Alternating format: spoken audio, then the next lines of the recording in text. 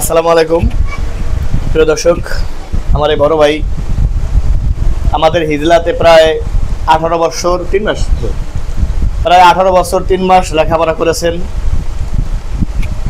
আসলে অনেক ভালো মানের মানুষ, সরাসরি বলা ঠিক না।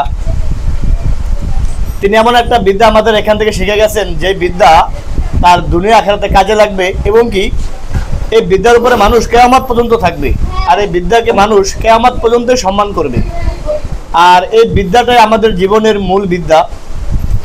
আসলে সে 18 বছর 3 মাস আমাদের হিজলাতে পড়ালেখা করেছে, কিন্তু সে যে এখান থেকে চলে যাবে এটা আমার ভিতরে ভিতরে ধাক্কা লাগছে যে একটা মানুষ 18 বছর একদম লেখাপড়া করা শেষ করছে, কিন্তু এখন আমাদের ছেলেদের সে চলে যাবে, এটা আসলে মানাটা অনেক কষ্টকর। যাই হোক, আর তার তো যেতেই হবে, যেহেতু তার এখানে পড়ালেখা শেষ না ভাই, পড়ালেখা শেষ। তো আমি ভাইয়ের কাছে বলবো যে আমার সাথে তার যতটুকু সম্পর্ক হয়েছে জানি না, হয়তো অনেক সীমিত সম্পর্ক হয়েছে, কিন্তু মৃত্যুর পরে যদি আল্লাহ তাআলা তাকে নাজাত দেন, আশা করি যে পড়ালেখা সে করেছেন তার জন্য আল্লাহ তাআলা বড় অফার হাসরের ময়দানে থাকবে। তো এই সম্পর্কের উসিলায় যে আল্লাহ তাআলা তাকেও মাফ করে, এবং কি তার পাশাপাশি যে আল্লাহ তাআলা আমাকেও মাফ করে। আপনি যাইবেন একটু ভাই, একটু কথা বললে পরে একটু। আসসালামু আলাইকুম রহমতুল্লাহ। সম্মানিত ইসলামবাসী, অত্যন্ত দুঃখের সাথে বলতে হয় যে আপনাদের মাঝে দীর্ঘ প্রায় 18 বছরে আমার কেটেছে, অর্থাৎ এক যুগের থেকেও বেশি জীবনের চলাফেরা।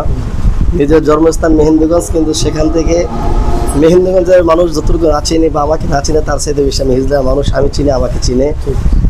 অতএব হিজলার বহু মানুষ জানে আমার বাড়ি হিজলাতে, এবং ইসলাম আন্দোলন বাংলাদেশের সংগঠন ইসলামী ছাত্র আন্দোলন করি। আমার চলাফেরায় বা কথাবার্তায় যদি কেউ কষ্ট হয়ে থাকেন, বিগত 18 বছরের কোনো অন্যায় যদি আপনাদের কাছে হয়ে থাকে আমাকে মাফ করে দেবেন এবং দোয়া করবেন।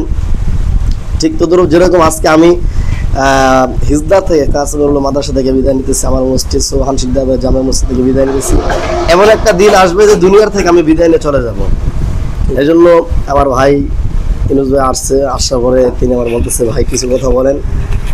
বলার আসলেই বুক ফেটে যায়। গতকালকে মসজিদে অনেক কথাই বলছিলাম।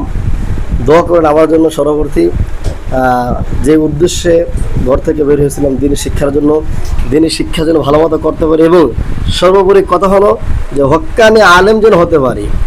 মূল উদ্দেশ্য টার্গেটে বাবা মায়ের যেন জানাজা পড়াইতে পারি, এবং আমার টার্গেট হলো বাবা মায়ের জানাজা প্লাস দুনিয়া এবং আখেরাতে উভয় জগতের জন্য কল্যাণ হয়। এবং ইলিশ ভাইয়ের কাছে আমার দোয়া হলো, ভাই যারা বলছিলেন যে যদি আল্লাহ মাফ করে তাকে নিয়ে যে জান্নাতে যেতে পারি, যে আল্লাহ মাফ করে তাহলে। আর ভাইয়ের কাছে আমার অনুরোধ হলো, দেশবাসীর কাছে ইসলামবাসীর কাছে অনুরোধ হলো, যদি আল্লাহ যদি আপনাদের যাদের সাথে চলাফেরা করেছে আপনাদেরকে আল্লাহ মাফ করে দেয়, জান্নাতবাসী করে, আমাকেও পাশে রাখবেন ইনশাআল্লাহ। আল্লাহ কাছে দরখাস্ত করবেন আমাকেও যেন জান্নাতের একজন মেহমান বানায়। এবং আমার ভাই ইউনুস ভাইয়ের কাছে আমার অনুরোধ হলো, আপনাকে যদি দিনের মাঝে মাঝে কাজ করতেছেন, খেদমত করতেছেন, এর দ্বারাও যদি বা যে কোনো আল্লাহ তাআলা ভালো একটা কাজের দ্বারা মাফ করে, আমার জন্য দোয়া করবেন। এবং সাথে ইনশাআল্লাহ আমিও যেন আপনার সাথে একসাথেই দুনিয়াতে যেরকম মহব্বত, কবর, হাসর, পৌঁছান মিজানে এবং জান্নাতের সর্বশেষ ঠিকানা যেন একসাথে থাকতে পারি, দোয়া করবেন। আসসালামু আলাইকুম।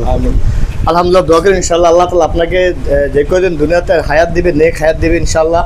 আর আল্লাহ তাআলা যে আপনাকে মানে সঠিক দিন বুঝে মানার, এবং কি দুনিয়ার ভিতরে এই দিন সঠিক দিন পৌঁছানোর তৌফিক আল্লাহ তাআলা আপনাকে দান করে। ঠিক আছে ভাই, আল্লাহ হাফেজ।